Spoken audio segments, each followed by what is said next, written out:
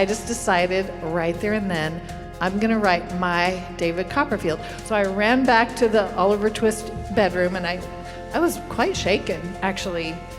I don't talk to dead people usually. And I woke Stephen up and I said, I just had this conversation with Charles Dickens. And he said, I can't wait to hear about it in the morning. The works of Barbara Kingsolver have shaped a generation of readers. From her first novel, The Bean Trees, and beyond, Kingsolver's characters speak to us, cradle our faces in their hands, and exchange their hearts for ours. We were thrilled to recently welcome Kingsolver back to Sal in October of 2023 for a discussion of her Pulitzer Prize-winning masterpiece, Demon Copperhead. Whether you first met Kingsolver with a young family uprooted to the Congo in the Poisonwood Bible, or in the midst of a forest of butterflies and flight behavior, she remains one of the greatest storytellers of our time. I'm Rebecca Hoogs, the Executive Director of Seattle Arts and Lectures. You're listening to Sal on Air, a collection of talks from the world's best writers from 36 years of Seattle Arts and Lectures. Inspired in part by David Copperfield, Demon Copperhead is an eloquent dissertation on the history and socioeconomics of Appalachia. The novel is a riveting analysis of the opioid crisis and a takedown of the predatory ways of Big Pharma. It is a heartbreaking look at the systems that fail children in foster care, and it helped me to understand why a rural community might act or feel a certain way. Ron Charles praised the book in the Washington Post, saying, quote, "In a feat of literary alchemy, Kingsolver uses the fire of Demon's spirit to illuminate and singe the darkest recesses of our country. This is her best demonstration yet of a novel's ability to simultaneously entertain and move and plead for reform." End quote. Following the talk, Kingsolver was joined by Executive Director of the National Book Foundation and former Sal ED, Ruth Dickey, for a conversation spanning time and travel, novels and nations, and, as always, asking the question, where and how do we find home? This is Sal on Air.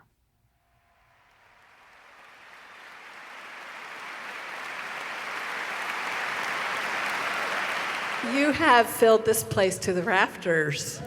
Wow, thanks for coming out. I just love Seattle. I love SAL. I'm so happy to be here. So happy y'all are here. And we're going to have a really good time. When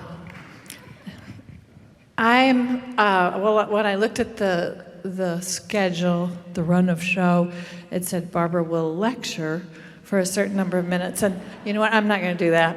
I don't lecture.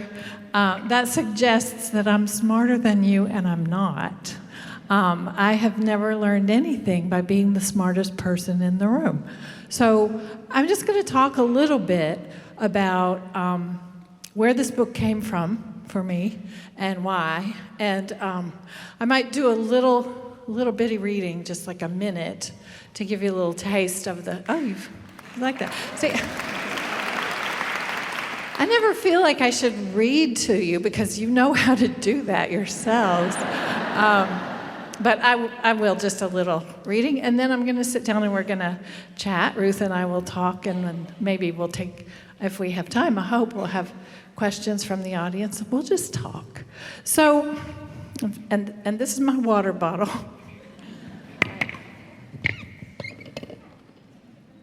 Every time I begin a tour, I make a vow to the Sargasso Sea not to fill it with single-use plastic bottles.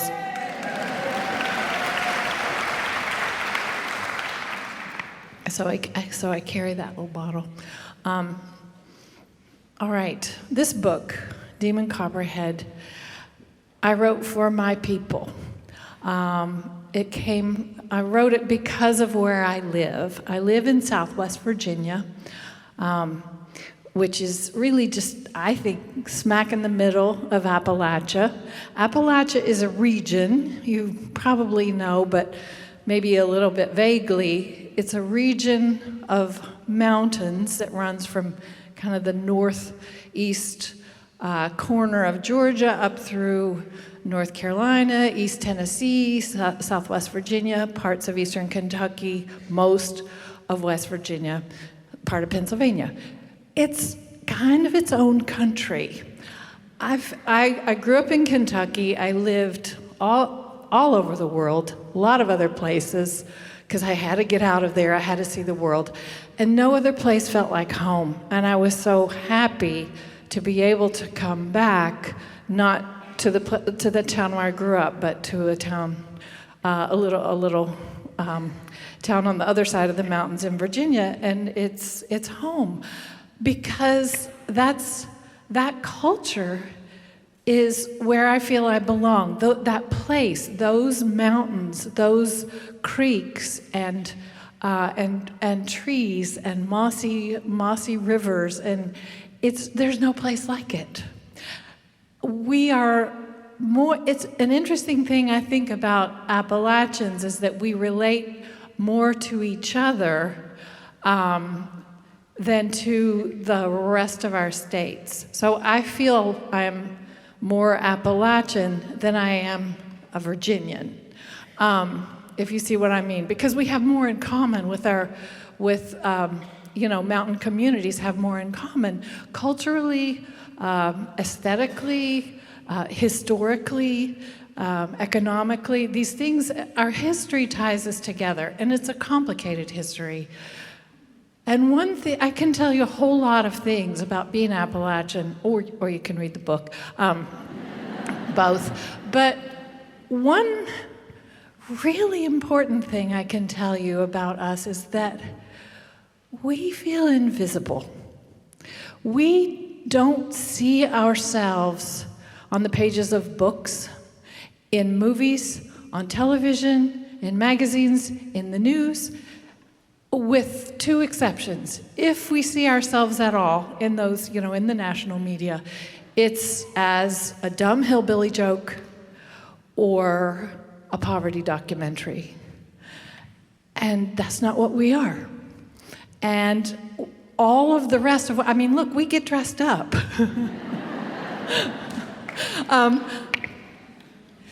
Our culture is so nuanced and so rich and so resilient, and there's so much to us, and we don't show up. And to some extent, to a large extent, I think this is true of rural America in general. Almost half of us in this country don't live in cities, but almost 100% of our news, our entertainment, all of those things are made in cities by urban people through an urban lens, and that matters because it leaves half of us feeling invisible, overlooked, or if we are seen, we feel that we're seen with contempt. And this is at the root of, I think, the biggest problem we have right now, the terrible political polarization that we have has to do with this divide and with the fact that a whole lot of us feel so unseen or so tired of condescension that, people can reach a point where they're ready to follow the person who says, I'm going to blow up the system. The person who says, I don't look down on you for being a country person, for not having a college degree. I will not shame you for those things. So having a conversation across this great divide, which I've watched get worse and worse over the last decade, matters to me a lot. And I felt like what I needed to do, what I could do, is take my best shot at writing the great Appalachian novel that would really tell the story of how we came to be who we are, to kind of maybe bring some compassion to our situation and the challenges we have, which were perpetrated against us. We are not, we get a lot of victim blaming, but we were treated kind of as an internal colony of the U.S. by extractive industries that suppressed our culture of education, our employment opportunities, all these things.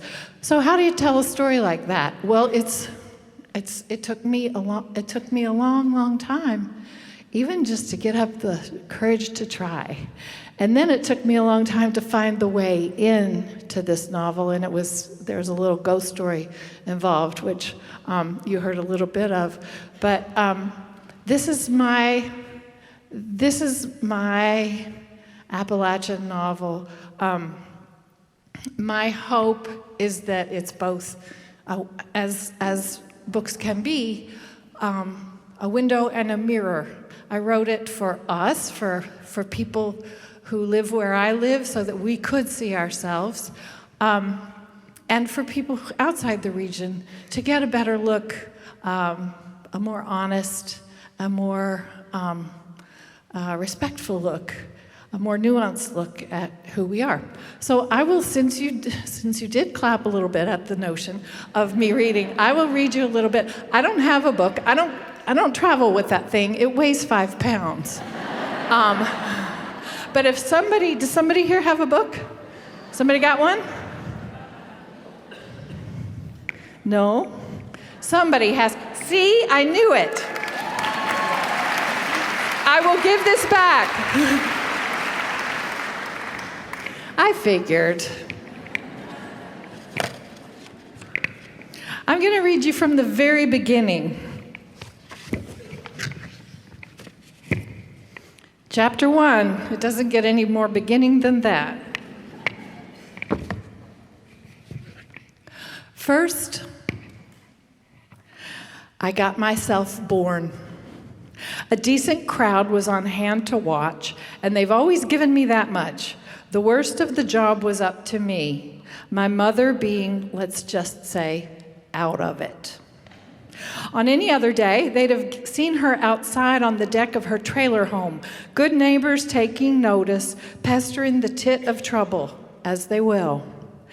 All through the dog breath air of late summer and fall, cast an eye up the mountain, and there she'd be, little bleach blonde, smoking her Pall Malls, hanging on that railing like she's captain of her ship up there, and now might be the hour it's going down. This is an 18-year-old girl we're discussing, all on her own and as pregnant as it gets. The day she failed to show, it fell to Nance Peggott to go bang on the door, barge inside, and find her passed out on the bathroom floor with her junk all over the place and me already coming out. A slick fish-colored hostage picking up grit from the vinyl tile, worming and shoving around because I'm still inside the sack that babies float in pre-real life. Mr. Peggott was outside idling his truck, headed for evening service, probably thinking about how much of his life he'd spent waiting on women. His wife would have told him the Jesusing could hold on a minute. First, she needed to go see if the little pregnant gal had got herself liquored up again. Mrs. Peggott, being a lady that doesn't beat around the bushes, and if need be, will tell Christ Jesus to sit tight and keep his pretty hair on. She came back out yelling for him to call 911 because a poor child is in the bathroom trying to punch himself out of a bag. Like a little blue prize fighter. Those are the words she'd use later on, being not at all shy to discuss the worst day of my mom's life. And if that's how I came across to the first people that laid eyes on me, I'll take it. To me, that says I had a fighting chance. Long odds, yes, I know. If a mother is lying in her own piss and pill bottles while they're slapping the kid she's shunted out, telling him to look alive, likely the bastard is doomed. Kid born to the junkie is a junkie. He'll grow up to be everything you don't want to know. The rotten teeth and dead zone eyes, the nuisance of locking up your tools in the garage so they don't walk off, the rent by the week motel squatting well back from the scenic highway. This kid, if he wanted a shot at the finer things, should have gotten himself delivered to some rich or smart or Christian non-using type of mother. Anybody will tell you the born of this world are marked from the get-out, win or lose. Me, though, I was a born sucker for the superhero rescue. Did that line of work even exist in our trailer home universe? Had they all quit Smallville and gone looking for the bigger action? Save or be saved? These are questions.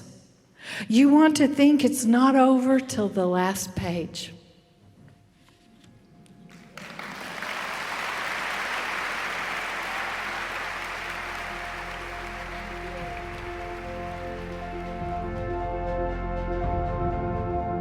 We'll return for the rest of the event with Barbara Kingsolver in a moment, but first I wanted to tell you about an event coming up with Luis Alberto Urrea on May 20th. Hailed by NPR as a literary badass and a master storyteller with a rock and roll heart, Luis Alberto Urrea is a prolific and acclaimed writer who uses his dual culture life experiences to explore greater themes of love, loss, and triumph. Urrea's newest book, Goodnight, Irene, takes as inspiration his mother's own Red Cross service. Tickets are available now for both in-person and online attendance at lectures.org. And now, more from Barbara Kingsolver.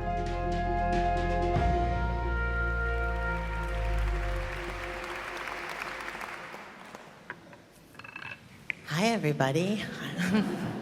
Oh my gosh, thank you for that beautiful reading and for this beautiful book, for writing the great Appalachian novel. I love this book so much. I have a million questions, and the audience also has a million questions, which I have on this handy iPad, so I'm excited to ask a million of them. Okay. And I wanted to start with a question, actually, that also Stephanie and the audience is curious about. I think one of the things I loved about this book is Demon's voice. And it's so compelling. And I'd love to hear, how did you find that voice? That voice was not at all hard to hear, to start hearing in my ears. It's made of several things, but fundamentally, he's speaking my home language. That's how we talk. The syntax, the idioms, the way we say whenever, when you would say when, like we say whenever I went to the grocery store this morning. We say something happened on accident. So those little, just, I don't know, those special inflections and use of language, and it's, I mean, those are, excuse me, not the most poetic examples, but Appalachian language is beautiful, and it's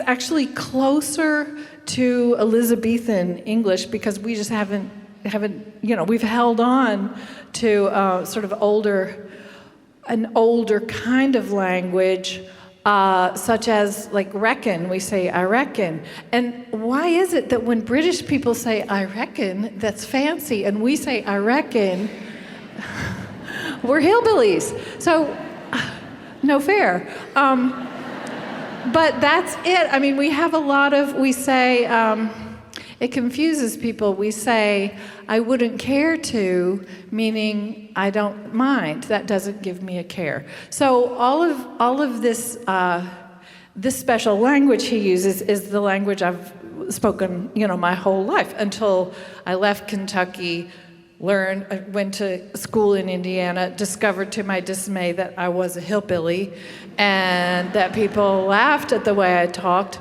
I had the great good fortune of going to college the year that Deliverance came to the movie theaters. It was just, but it hasn't stopped since then. It is still, you don't have to watch late night comedy very long before you see the hillbilly jokes, the Tennessee jokes. It's, in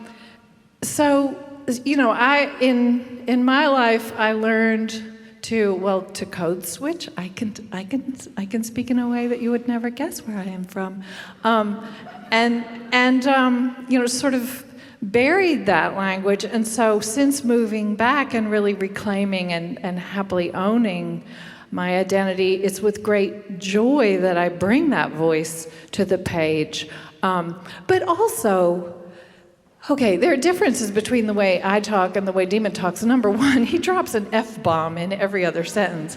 He's real mad, and he has every right to be real mad. He's more crass. He's a teenage boy. And that seems to mystify. Well, I love engaging. I'm on Instagram if you want to follow me. I really enjoy engaging social media with younger readers on social media because I love the conversations that younger people have about books. But it is kind of it kind of makes me smile when younger readers say, well, how does this grandma person know what a teenager is like? Well, I was a teenager. I remember it so well. If I think about what was it like to be 31, I remember nothing. What was it like to be 13? I remember everything. Don't you? I mean,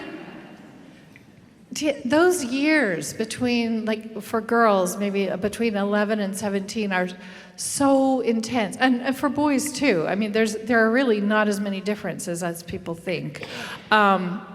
We feel things with such intensity. It's partly the hormones on the brain, but it's also so many new adult things that we have to navigate.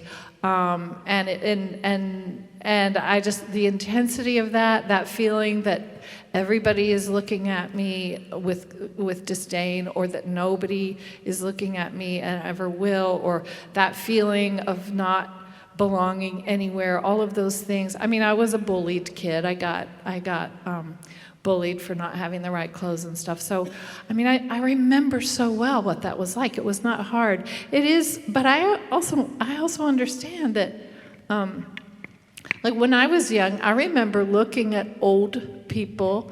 By old, I mean 40, and and just thinking, that's what they are. They're old, Not realizing that, the older you get, the more people you've been. And as a writer, that's a huge plus. I've been so many people now, and I've been so many different writers now. So I really enjoyed engaging with those memories of being a teenager, updated to what, teenagers now are different and have other things to navigate. Well, I have two daughters. They're 9 years apart, and what that means is, bottom line, for the better part of 2 decades, I had teenage boys in my house, so I know what they're like. I know what they want. I know what they eat. So, as writers do, we just pay attention. But once I had that idea to let my David Copperfield, my Copperhead kid tell the story, he came very easily. Which is not to say the book wrote itself. I wrote it, but the voice was never the hardest part. I love hearing the pieces that came out of your lived experience, but I'd love to hear you also talk about research, because the book really thoughtfully deals with addiction and the opioid epidemic and the history of mining and the foster care system. What role did research play for you in this book? Well, there's always a lot you have to find out. In every book, you have to learn. That's one of the things I love about being a novelist. You get to major in everything, which I love just doing the research deep dives. And so, the history, I read some sociological treatises and historical books about the history of Appalachia. I mean, a lot of this I've known for a long time because of living there and paying attention, but yeah, there was sociological research I did that helped me contextualize this story I wanted to tell about how we got here, how it is that Appalachia has arrived in this place where we were the serial exploitation has most recently the latest. I don't know what I can say in this big, beautiful room, but Demon says the latest car in the fuck train that's rolled over Appalachia was, after all these other resources were pulled out, leaving a mess behind, the latest one after timber and coal and tobacco was finally opioids. And that is a part, to explain that as part of the same, the same history. Purdue Pharma looked at data. These algorithms, they're very, very frighteningly accurate. They looked at metrics and data, and they identified 3 places in the country where they could pour in their oxy painkiller to these vulnerable populations that would not be able to resist, huge amounts of these painkillers. And it's based on very thin medical delivery system that's stretched really, really thin. A lot of disability. People don't have very good access to doctors because they don't have time off, because the nearest specialist is in the next state. The doctors don't have the option of referring someone to a nice pain clinic because they don't exist.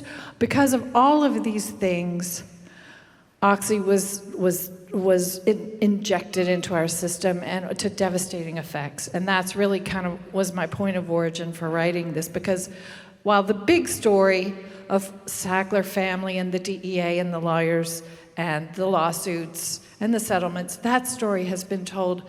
And I'm afraid that people think that means justice has been done. It hasn't. We have the orphans. There are huge numbers of kids in my county and all the counties around us are being raised by people other than their parents, by the foster care system or some relative who really would rather not be raising them. So these kids are with us forever. That's the legacy. And so I needed to find out, to write that story, a lot more about the foster care system, a lot more about DSS, and the more I found, the more heartbroken I felt. I didn't even know, before I was researching this book, that the foster care system is run as a for-profit business. So foster kids are product.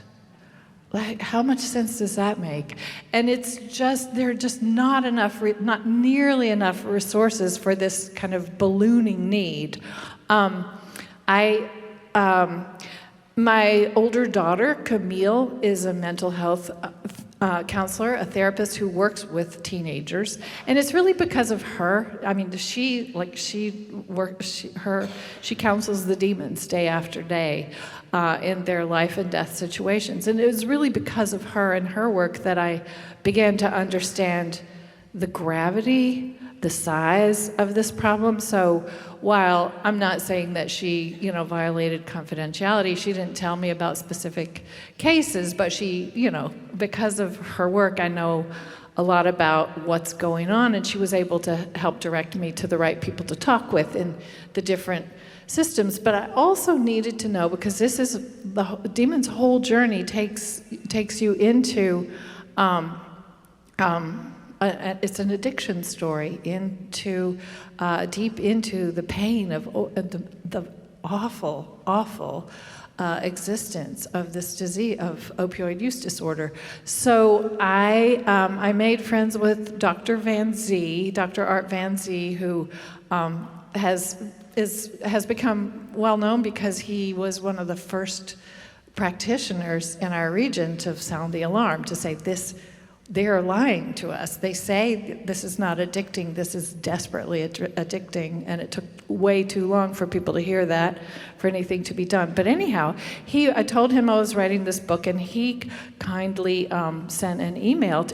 Most of his practice now is rehabilitation. He runs a Suboxone clinic, and helps patients recover from opioid use disorder. So he sent an email to his patients just saying, this lady would like to talk with you if you, and he explained I wasn't going to put them in my book or anything. I was just looking for information. And it was just really amazing to me how forthcoming people were. So I just sat down with people for hours and just said, tell me your story. And they were so, it was so moving to me that people would tell me the awfulest things they had been through to help me understand, what is it like to be dope sick? How does it feel to feel that you will die unless you can get that next pill, or that you want to die if you can't? What does that feel like physically, emotionally? What are the seizures, the insomnia, all of it? And also kind of like how hard that life is. As Demon says, addiction is not for the lazy.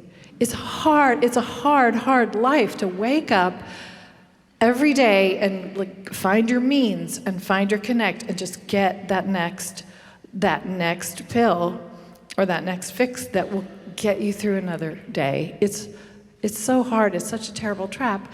And the most heartbreaking thing of all is that many of these stories, the majority of these stories began with a bottle of pills prescribed by a doctor who said, set your clock, don't miss a pill, stay ahead of the pain, because that's what Purdue Pharma told them. They even produced, false studies to prove that it was not addicting. This was the whole new thing, to stay ahead of the pain. These doctors were working on the best information that they had. It was not their fault, but they prescribed these pills, and at the end of that first bottle of pills, the patient's brain chemistry had already changed to the extent that they were addicted to opioids and had to have the next pill.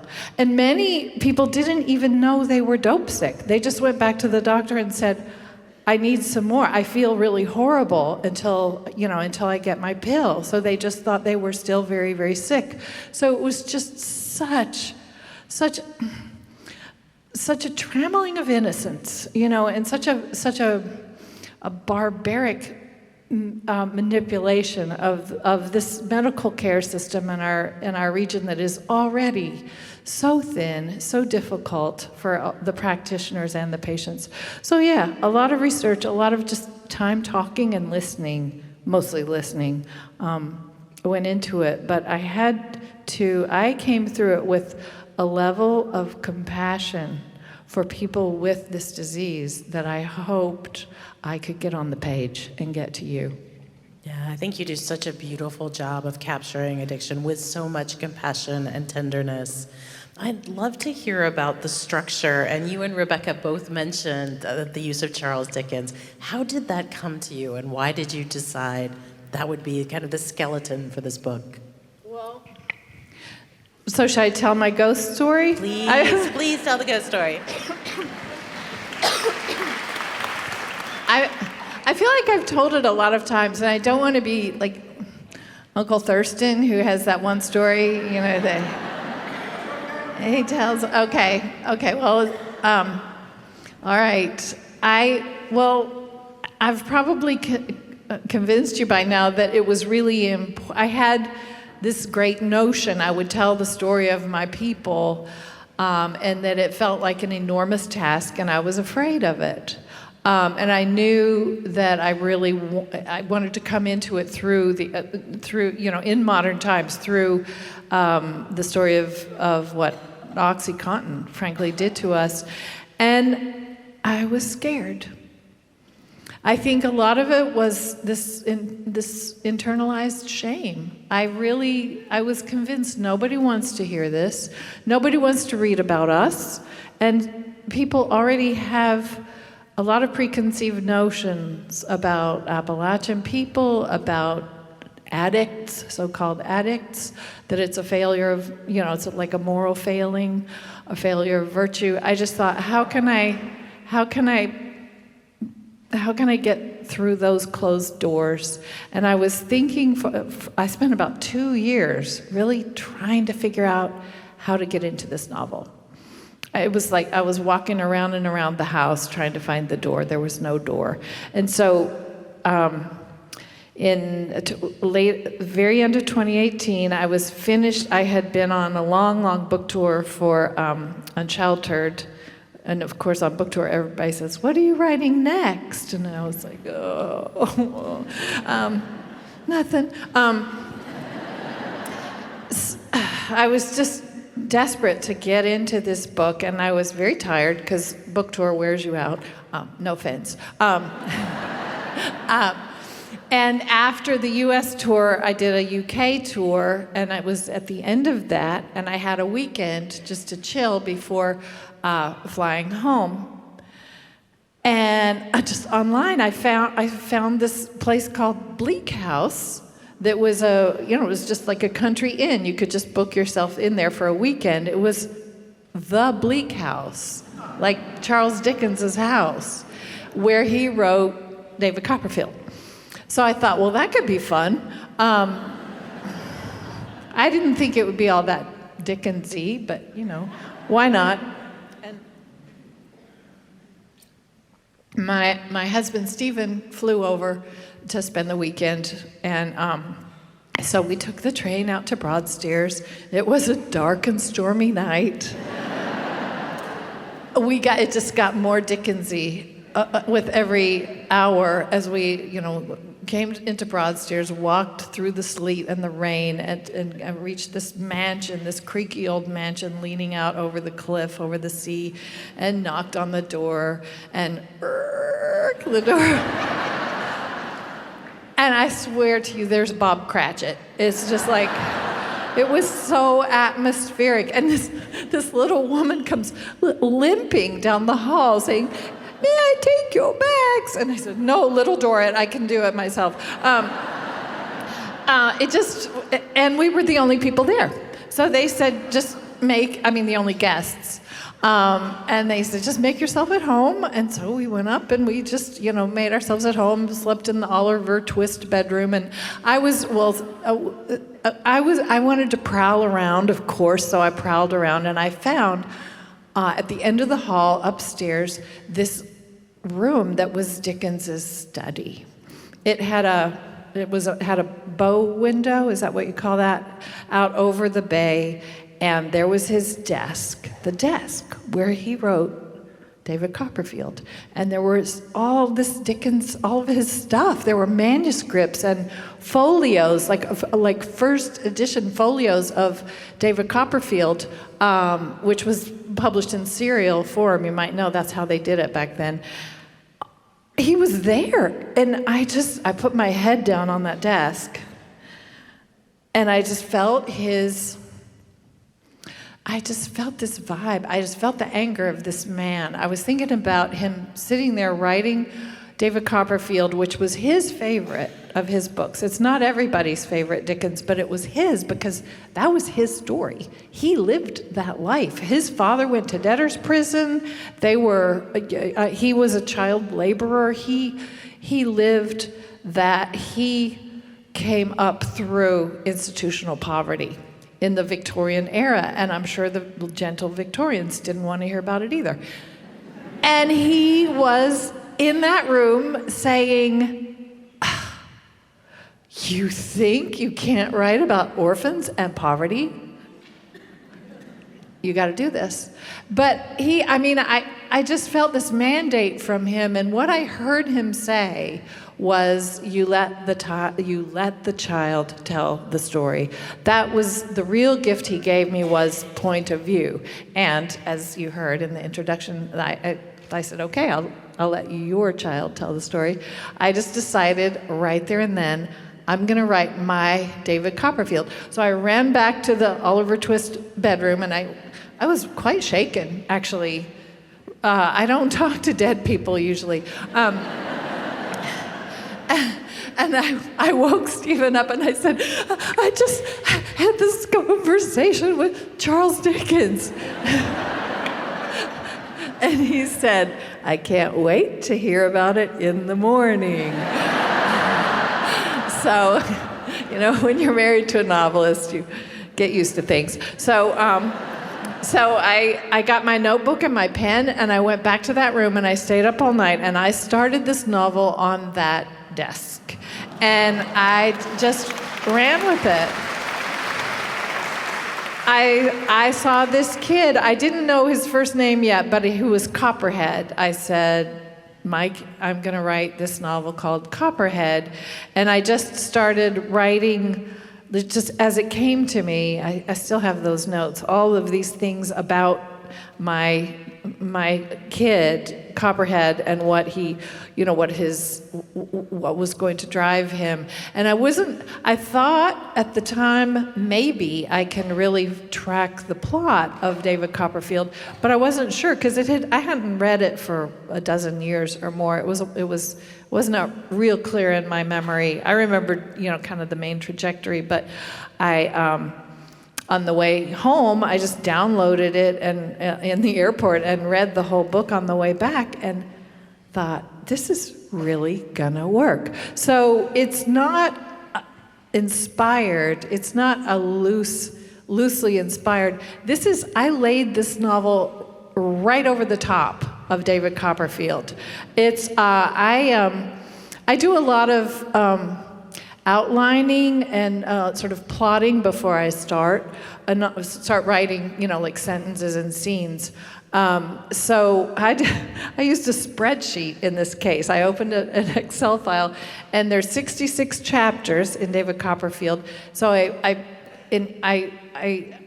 laid out 66 cells, and in each one had a very, very brief description of what happens in that chapter of David Copperfield, and then started filling in underneath my version of that. Like, how would I translate? It felt like a translation. Like, what is the modern Appalachian version of kids working in a bootblack factory? What is child labor where I live? Well, it's tobacco work, and it's also like kids working in the junkyard, which was also a meth lab. So I just was thinking, and the characters, there's a one-to-one correspondence between most of the characters. So the dangerous friend in David Copperfield, who is named Steerforth, in my version, he's fast forward, and he is the football quarterback. So he's the local hero, and he's a sociopath, which was very, very hard to write. Because, you have to like all your characters. You have to love them to make them work, even if they're not lovable. So anyway, it just all rolled out. And there were times when I felt like I was cheating, because any writer will tell you the first draft is just work. It's just, I think of it, I have a writer friend who says, I would rather clean toilets in a bus station than write a first draft. I don't feel quite that way, but it's the hardest part. It's like, and then the revision, which I spend, 80% of the time that I spend writing a book is in revision, because I revise over and over and over again, and that's the fun part, and that's where the art really happens. But I would compare the process of first draft versus the revisions. It's like the difference between giving birth and combing your child's hair. Real different. So, hurts less. So, fundamentally, I had outsourced my first draft. And I'm going to tell you, if you're going to farm out your first draft, any writers here, Dickens is your man.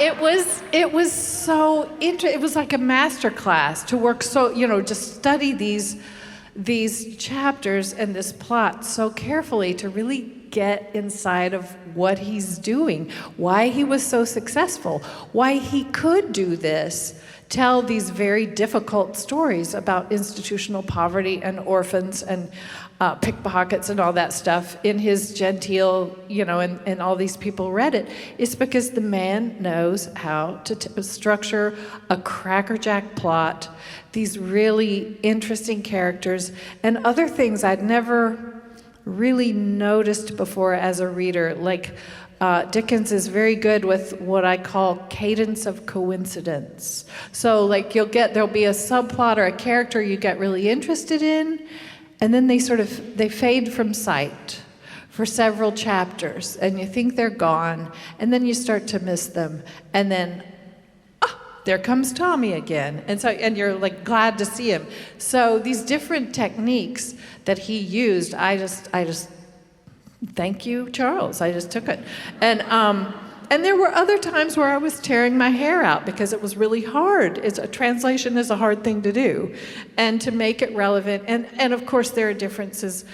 David Copperfield is kind of a sweet, wide-eyed boy, and Demon is not. You heard him. He charges into this world pretty pissed off, and so he's a more modern. But to be believable, he had to be a modern kid. He's much more worldly. He's exposed to sort of more adult problems faster than David Copperfield was. But generally speaking, it was just a wonderful experience to work with Charles Dickens at my elbow. Oh my gosh, I love that story. Thank you for telling it. And also there were a lot of questions about your process, and so thank you for sharing some of that. The next question that I wanted to ask is from Jill, and it's a really interesting question, wondering what you can share about the complex role that water plays in Demon's story as a destructive yet curative and ultimately redemptive element. Well, thank you for noticing that. That's another difference between David Copperfield and Demon Copperhead. David Copperfield lives in England. You're never far from the ocean there. He's the ocean is all around him. Where I live, we're a long way from the ocean. I mean, you might think because Washington D.C. is sort of in Virginia, or adjacent to Virginia adjacent. But that's a 7-hour drive from where I live. It's a long state, and we're out in that slender tail that just slides in between Kentucky and Tennessee. I live 20 miles from the Tennessee border. So we're far, far from the ocean, and a lot of kids grow up where I live. A lot of kids have never seen the ocean, and it's this legendary thing. The ocean it's most of the world. It's so important, and it seemed to me a good representative of sort of how kind of this longing that kids can have to see something that big. Maybe of course they've seen it on television, but to go to the beach, and more, families with more means do go to the beach. That's the thing people do in the summertime, but a lot of kids just don't go to the beach. So somehow, in that first night that I was writing madly in my notebook, in Dickens's study, one of the first things I knew about Demon Copperhead is that he would have this ache to see the ocean. It just made sense to me that he would be that kid who was too poor, to go to Virginia Beach, like the kids whose father owns the Safeway store or whatever. They get to go to the beach. So it's a class thing. To this, and it's also that he had this unusual birth, this being born in the caul. The sort of the folk tale is, and much was made of this in David Copperfield. When you're born in the caul, it means that you will never drown. And some of those, and actually in David Copperfield, they saved. I guess they this amniotic sac, they saved it, dried it up, and then cut it in pieces and sold it. Because people bought it as like, if you have a piece of this, you'll never drown. Like sailors like to buy a piece. I didn't do that. That's too that's weird.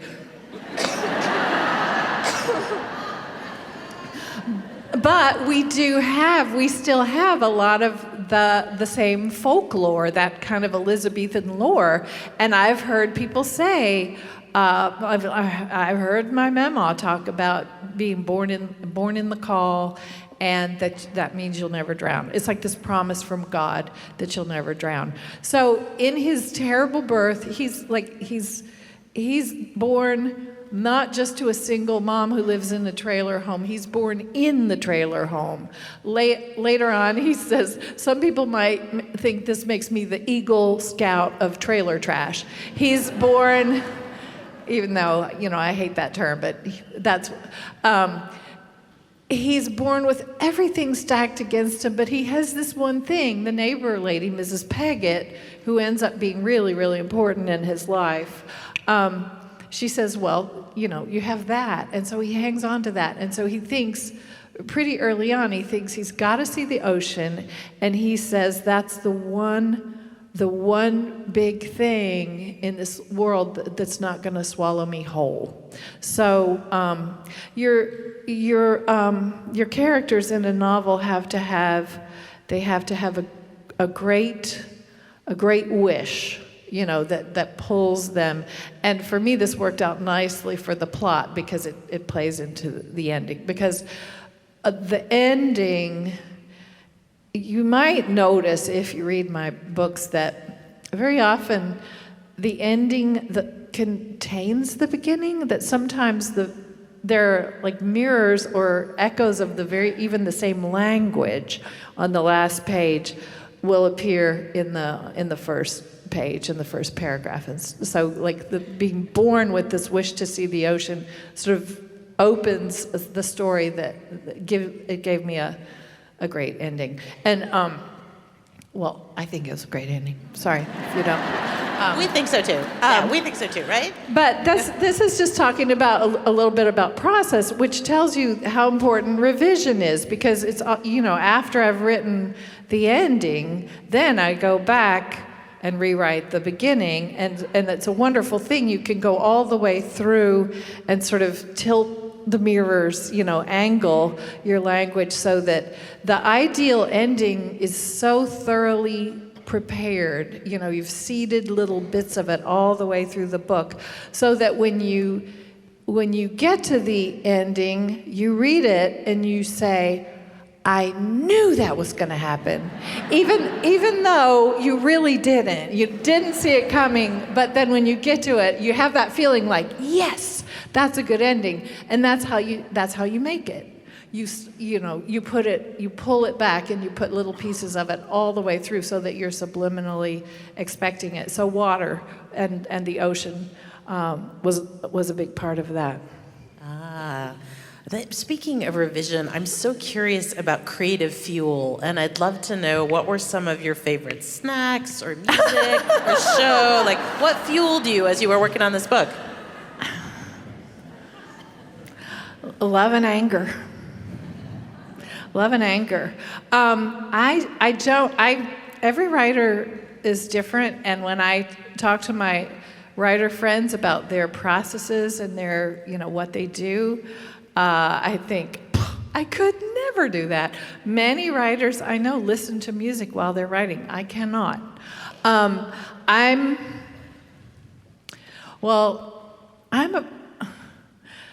have to be careful of stimulation. Let's put it like that. I don't know how to put it. I'm a person who just absorbs things a lot.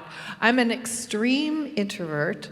I love you all, and when this is over, I'm going to go back to my hotel and put a pillow over my head, because I process things intensely, and then I need quiet. So when I'm working, the stuff that's going on in my head is so intense that I need a lot of quiet. I work in a quiet space. Solitude is my friend. I have a wonderful family, which is a really good thing, because when I get in the zone, I just go there. I go to that place. I get up. I tend to wake up very early in the morning, like 4 or 5, with words just pouring into my. It feels like they're they're liquid. They're pouring into my brain sentences, and they're pooling, and I have to get up and run to my desk and start. Well, I run downstairs, get a cup of coffee, and then run up to my desk, and just start getting them on the page, and then I can stay at that desk. I mean, when it's going, not in the beginning when I'm just, trying to, like, the giving birth part, but when I'm really in there, I'll stay at my desk for hours and hours, and then, like, maybe, all right, I started at 5 in the morning, and I might, somewhere around like 3 or 4 in the afternoon, I kind of snap out of it, and everything hurts. Because I forget that I have a body, while I'm doing this. I'm just in this world in my head. So, I think so I have a wonderful family, Stephen will just, he'll make dinner, and he'll knock on the door and, like, deliver lunch and then back away slowly. When I was raising my kids, I had to come out. They're wonderful adults now. As I mentioned, one's a therapist, so you probably figured she was not a child. But when they were younger, I would have to come out of that zone and go pick them up from school or whatever. And it was kind of terrifying. I was so afraid I might, like, put the baby in the oven instead of the lasagna. Just, like, I never did that. I just want you to know. Not even once. But there's this level of intense distraction. I don't need anything but just that world. And so it's really good that I have a family, because otherwise probably they would just find my skeleton draped over the computer. I wouldn't stop, it's very much healthier to have people who bring you back to the world, so that you eat well and you do other things. I live on a farm, and that's also very good for me, because there's farm work that I will need to do. Like in lambing season, I have to go to the barn and deliver lambs, and there are weeds to pull. So it's very good for me to have that physical work that balances the work that's entirely in my head. I think that I'll live longer, I hope, because of that balance. But I've never had any sort of rituals or any trouble getting into work. I just go there. And I think that's because I've been a mother exactly as long as I've been a novelist. And this is really true. I got my contract for my first novel, The Bean Trees, the same day I had my first child. So I became a novelist and a mother on the same day. So those two careers have been completely concurrent. And what that means when you're raising small children,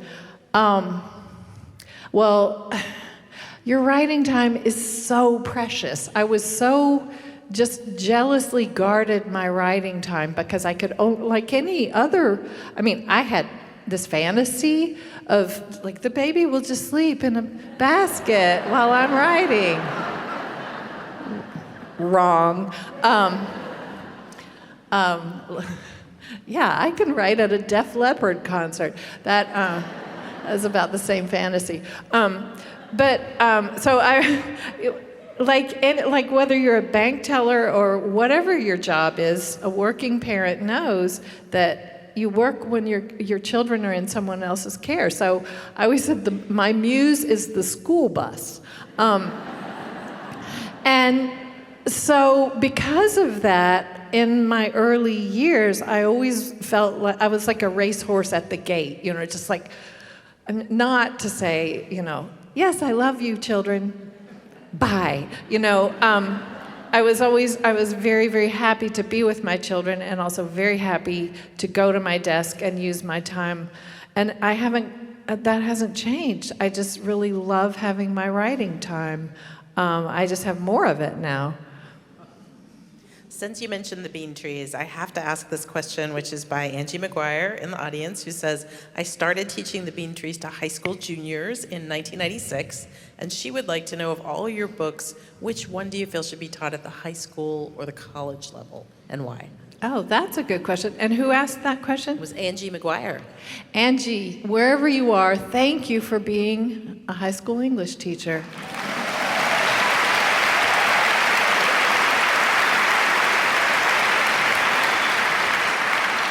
And excuse me, and all of the rest of you, I'm sure there are other people in this audience who are teachers, who are educators at the high school level. I love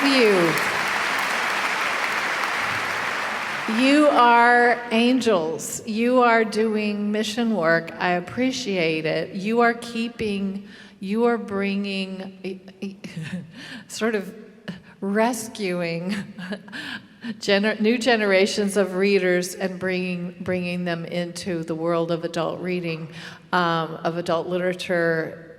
And without that, I'm nothing. I'm a dinosaur. So thank you, not just for my sake, but for the sake of humanity, for this very hard work that you do. I appreciate it. And I always wanted to write a novel that would be an homage to high school English teachers, and I did. Mr. Armstrong is one of the heroes of this novel, and he's a high school English teacher. So as to your question, well, I would love for Demon Copperhead to be taught in high schools because it's about things that high school kids really have to deal with, and I think that it could help them, and particularly in Appalachia, but in any rural place, and any urban place for that matter. I feel like this book could help high school kids to feel seen. I think it could help kids who are bullied, who are less privileged, who are in the foster care system, have these problems, to feel like they're not alone, that there's hope, that there are people who care. And this book has about 7,000 F-bombs in it. So, so it will take, enlightened teachers and school boards to risk that. But it is already happening. We've had requests from Appalachia, even from Lee County. Lee County High School is teaching Demon Copperhead, which makes me so happy. If I could say there's an ideal reader, it's the kids in Lee County High School. So F-bombs notwithstanding, I don't know how they do it. I don't know if somebody goes through with whiteout, I don't know. But, or they just, or their parents know this is the language that these kids are speaking and hearing. But I've worked with my publisher to get classroom sets donated in a number of schools in our area, high schools, and I think some college classes as well. So that just goes to show you, it really depends. As far as the bean trees has been used in a lot of high school English classes, and I think that even though that was my first novel, and as far as its literary merit, I don't know. I had no idea what I was doing, so I don't know if it's very good. But I'm very pleased that it is being taught in high schools, and I think because it concerns young people at those points in their lives where they have to make very difficult decisions. I think the Poisonwood Bible is a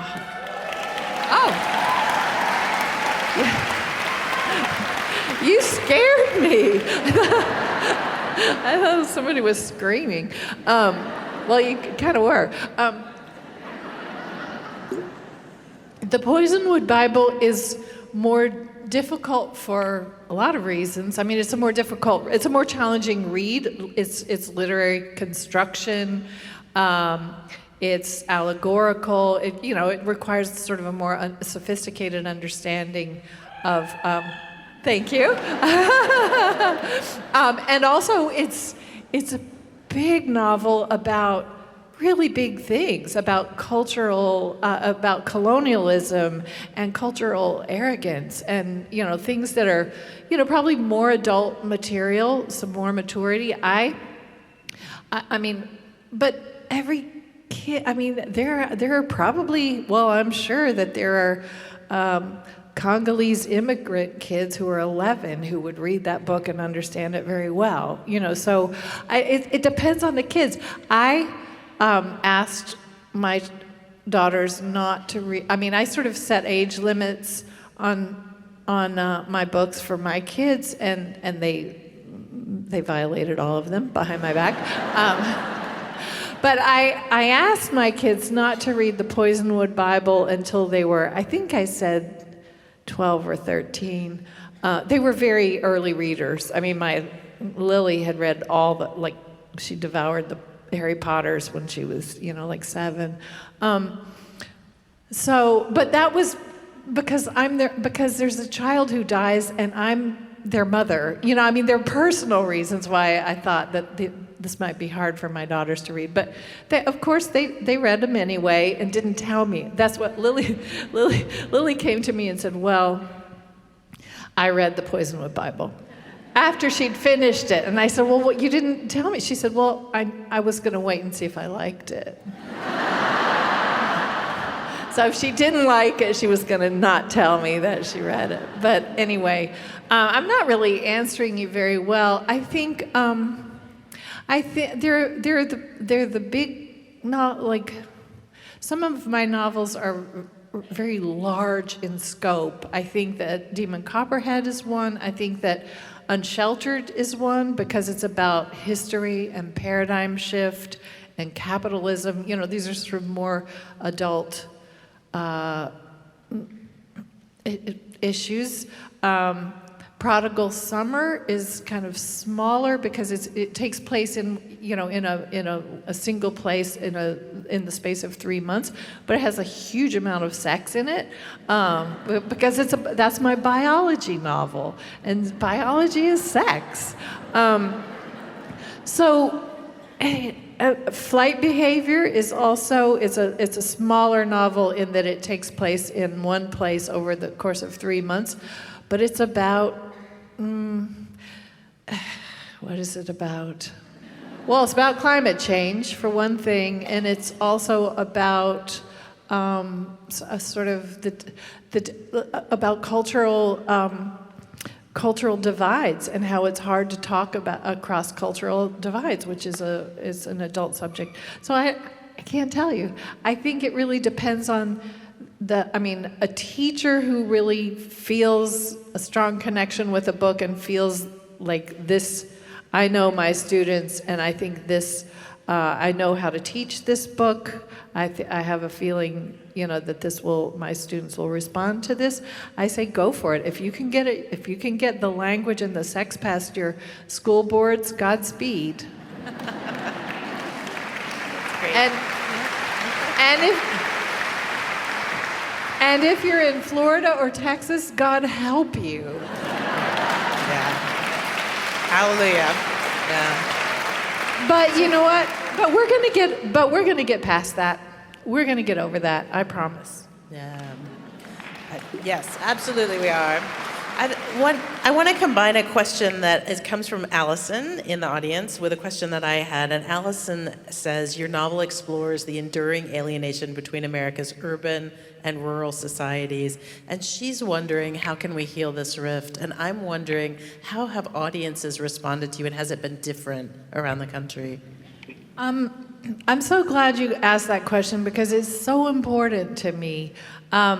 I opened this evening by telling you how I come from a people who feel who don't see ourselves in the national conversation, and just as proof of that, wherever I go outside of Appalachia, people don't even know how to say Appalachia. They say Appalachia, and I thought about, why is that? Nobody says Seattle, nobody says Boston, Massachusetts, right? I mean, everybody knows how to say Massachusetts. Nobody knows how to say Appalachia, unless I have gently and politely on air corrected them, and which I try to do awfully politely. But the thing is, that proves, I mean, we know how to say Massachusetts because we've heard plenty of people from there talk about Massachusetts. If you don't know how to pronounce Appalachia, it's because you've never heard an Appalachian talking about our place. You've only heard other people discussing it. That really means something. And so I live in a really red part of Virginia. I don't vote the same way as a lot of my neighbors, but I'm going to tell you that I love my neighbors. They're the most generous, kind people that you would ever meet. They know their neighbors. When somebody dies, all the casseroles come. When somebody's barn burns down, there's hands to help. People, we're a community. We're people made of community. What we do when we meet a new person in Appalachia, when we meet a new person and sit down to talk, we always have the same first conversation, which is, who are your people? And it's like, you talk about like who you are and who you're related to and who they're related to, and you just kind of have this conversation until you figure out that my Aunt Diddy, or like my Uncle Thurston, just did one time did a piece of work on your Aunt Diddy's property or something. Like, you find this way you're connected. It's not even conscious, it's just what we do. We find this way that we're connected, and then we relax, and then we have whatever other conversation we're going to have, because we've established we are each other's people. So community is so important, and resourcefulness is another quality that I really admire in Appalachians. When you have been, when you've been economically suppressed, when you've had such a hard road to hoe for such a long time because opportunities have been withheld, you bond and you become people who will just do for yourselves and your family and your people. So we are a community. We are makers. We figure things out. We make music. We make quilts. We grow food. We have this sense of taking care of our own that is kind of essential to our nature. So to be misunderstood by like almost every outlet that you hear, and to be underestimated by almost every outlet that you hear, as I said, it makes you mad. It makes you ever more committed to being part of your own tribe. So I think that's how this divide has come about, and I really understand why you would tune into the one television station that doesn't condescend to you, that doesn't mock you for not having a college degree. So, just for example, so my hope in writing this book is that I could. So, all right, how to say this? I think in our country, I think that progressive people, progressive Americans have come a long way in understanding the role that institutional structural poverty plays in race. We have come a long way in understanding that the playing field is not level, everybody's not starting from the same place, that that poverty is not your fault. It's not the result of, laziness or whatever. We've gotten over this myth of the meritocracy in a very big way with respect to race, and we have, farther to go, but I think that we're getting there. We've really not come so far with that with respect to class. Classism in this country is rampant.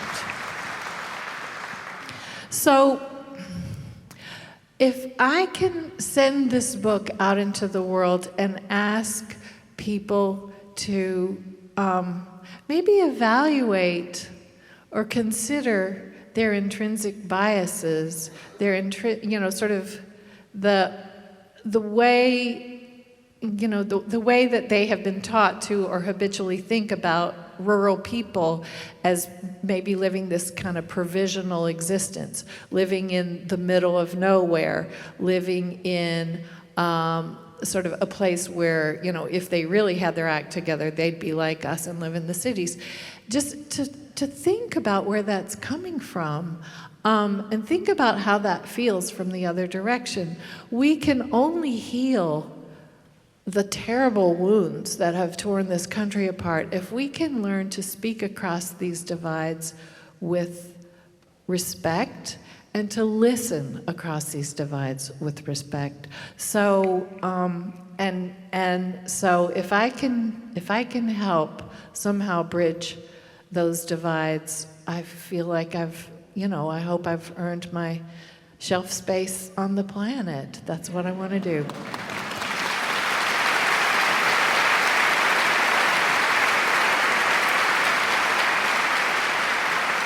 Such a profound gift, this book, and we can't close this evening without asking, what have you been reading and loving lately? This comes from Lynn and from many people in the audience. What books should we pick up in addition to, of course, Demon Copperhead? Oh gosh, I always go Tharn. Who read Watership Down? Do you remember? Okay, it was a long, long time ago, but there's this expression, they go Tharn when they see the headlights. They freeze. I always go Tharn when people ask me, what are you reading? There's so many writers who, whatever book, like Ann Patchett has a new book, Tom Lake, you're gonna read it, right? You already did, she was just here. Anthony Doerr, Cloud Cuckoo Land, Amor Tolls, anything he writes I'm gonna read. I loved Lincoln Highway. Gosh, but what I want to see, all these. Louise Erdrich, anything she writes, I will read. But I want to think of maybe, did you read Lauren Groff, Matrix? Wonderful. See, okay, you read everything. I know that there are books that I've read that you don't know about, but I can't think of them right now. I'll tell you what, though, this is not just clickbait, but every now and then on my Instagram account, I'll just throw out there like the last 8 books that I read that you probably haven't heard of that were really wonderful. That's one thing I like to do on social media is recommend other books. So is that the last question, or? Do you want that to be last, or you want one more? Oh, no. I always like to sort of have, the benediction. You have to have the benediction. Okay. Well, I'll give you one last question for the benediction. Okay. One of my favorite lines from Demon in this book is, what matters in a story is the heart of its hero. And I'd love for you to close us out talking about what is in Demon's heart. Well, Demon leads you through these dark passages. I needed to create a character that you could love, that you had to love. Let's face it, you have to love him to go with him through all those things. And so, he's funny, he's ironic, he's mad. He's horny. He's a teenager, let's face it. But he's a lot of things. But above all, he's resilient. And that's something I mean, you can't buy that. And you can't teach that. In some people, it's born. Some people give up, and some people keep fighting. I don't like fighting, but keep trying. He's fundamentally himself. He doesn't know this about himself. He thinks he's a loser. But the first time that when he goes to a new school, and Mr. Armstrong, who's the English teacher, is also the school counselor, because that's how it is in small schools. And Mr. Armstrong has looked at Demon's case files, like all these files of his foster homes and everything he's been through. And Mr. Armstrong says, well, one thing I can say about you, young man, is that you are resilient. And Demon says, are you going to give me medicine for that? He thinks it's a diagnosis. But I think what we love about those characters, that resilience, is that it inspires us, and it's something I believe in. I think anguish can be a sickness or an engine. And I think that it's a decision that we have to make every day. Because we learn much more about the world than I think our human animal bodies were evolved to absorb. I think we have evolved to get information from each other, from people we know and trust, and to take care of the problems in our immediate circle. And now we're overwhelmed with the terrible things that are happening to people all over the world. The really kind of most horrible things that one human will do to another. It's an awful lot to take in, especially when we can't do anything about it physically. We can't take a casserole. We can't help rebuild the barn. So it can leave us feeling helpless. I say, I take that anguish and I turn it into an engine. And I use that engine where I can, even if it's in my neighborhood. Well, for me, it's often writing books, but it's other things. It's like carrying my own little water bottle wherever I go, this is my little friend all over the country, just so I won't use more plastic. Just every little thing or big thing I do helps me feel like I'm turning that needle more into engine and away from illness. Hope, I think, is a thing that you just put on in the morning with your shoes and your clothes. It's a renewable option. You just put it on in the day. Because if you don't put it on, you've given up, and that's an abdication of responsibility. We can't do that to our kids, to my kids, to your kids. We can't. It's not an option.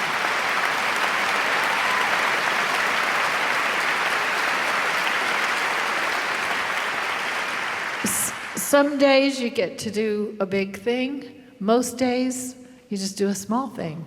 But an act of kindness, caring for a child, caring for someone who needs you, caring for somebody who needs somebody and doesn't have anybody, a donation that you can make, any of these things moves that needle from sickness to engine. And another thing, you might not think this, but I swear it's true. Another thing you can do to make the world better and to make your own soul better is to read fiction.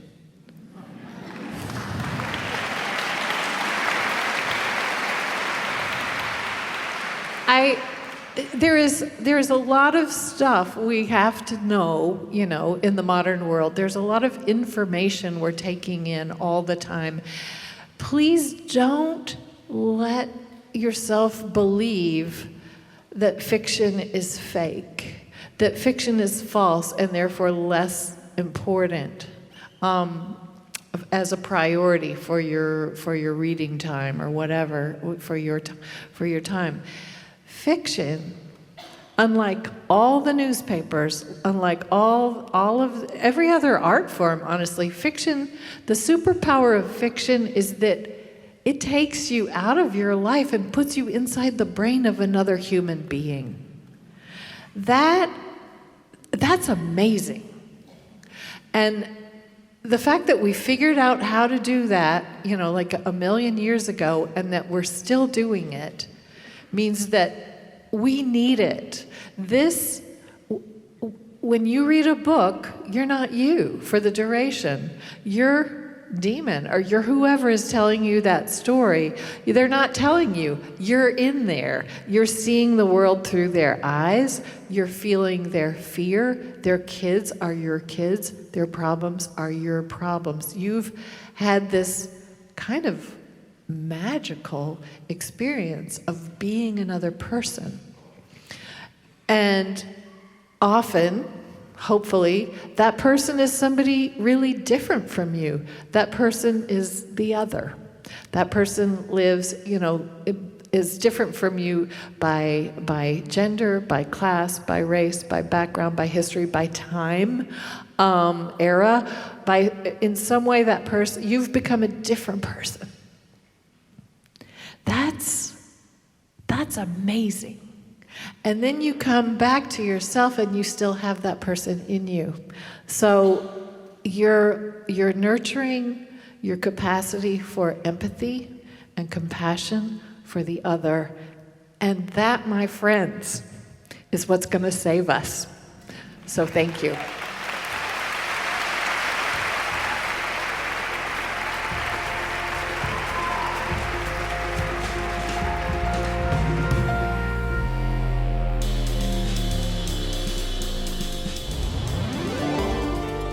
It was an honor to host Barbara Kingsolver in 2023 and to bring her back on the podcast today.